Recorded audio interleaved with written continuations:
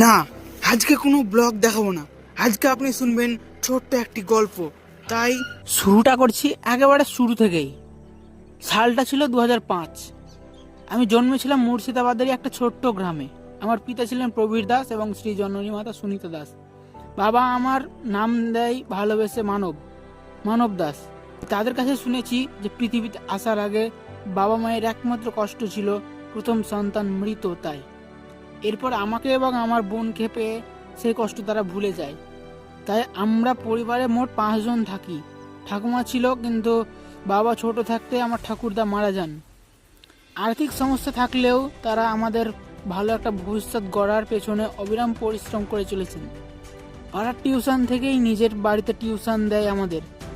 বোনের চেয়ে আমার পড়াশোনার মনোযোগটা একটু বেশিই ছিল। পাড়ার টিউশন থেকে আমার বাংলা পড়ালেখা শিক্ষার শুরু।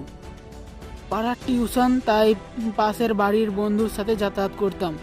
এছাড়া স্কুল, টিউশন থেকে শুরু করে খেলাধুলা সমস্ত কিছুতেই সে বন্ধু মিলেমিশে একাকার। ঝামেলা ছিল খুব কম, তবে ঝামেলা ছিল না বলবো না। যে কোনো সম্পর্কে ঝামেলা না থাকলে বন্ধুতা আসবে কোথা থেকে? হ্যাঁ, আমি সাহেবের কথাই বলছি। সাহেব ছিল আমার শৈশবের একমাত্র বন্ধু। পাড়াতে আরও অনেকেই ছিল, চিনতাম ঠিকই, তবে সাহেবের মতো অত মেশা হয়নি। খেলাধুলার মধ্যে ছিল শ্যাম্পু খোলপা, গাদ্দি, টিপ্পি, তালগাছ। তাদের মধ্যে শ্যাম্পু খোলপা ছিল তখনকার বাজি গেম। একসময় সাহেবের ভাইয়ের কারণে আমার সাথে সাহেবের ঝামেলা হয়েছিল। এছাড়া খেলা বাজি নিয়ে সেও তো ছিল। তারপরেও স্যার আমাদের ভিন্ন জায়গায় বসালেও আমরা এক হয়ে যেতাম। এইভাবে কাটলো আমাদের শৈশবকাল। আমরা কিছুটা বড় হলাম, উচ্চ বিদ্যালয়ে পাড়ি দিলাম। প্রথম স্কুল হেঁটে গেলেও আমাদের একটি করে সাইকেল কিনে দেওয়া হয়। বড় দাদাদের কাছ থেকে সাইকেল চালানো শিখতাম। ফাঁকা একটা জায়গা ছিল, সেখানেই পড়ে গিয়ে অনেক ক্ষয়ক্ষতিও হতো। একদিন তো খেলতে গিয়ে আমার নাক দিয়ে রক্ত বের করে ফেলি। মানে কি বলবো আপনাদের, আমার ছেলেবেলা ছিল অনেক দুরন্তর।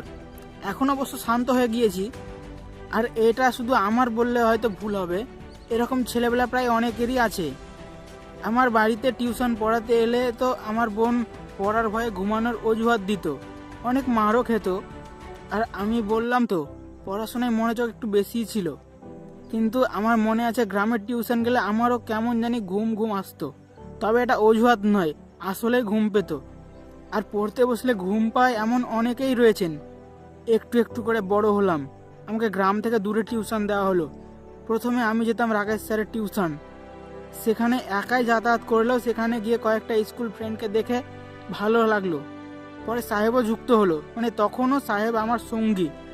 নবম শ্রেণীতে উঠে আমাদের ক্লাস ভাগ হয়, তার ফলে আমি ফেল করি। তারপর থেকেই বন্ধুগুলো কোথায় যেন হারিয়ে যায়। নিজের ক্লাসেও নতুন বন্ধু পাই, যেমন চিরঞ্জিত, হামিম, এদের।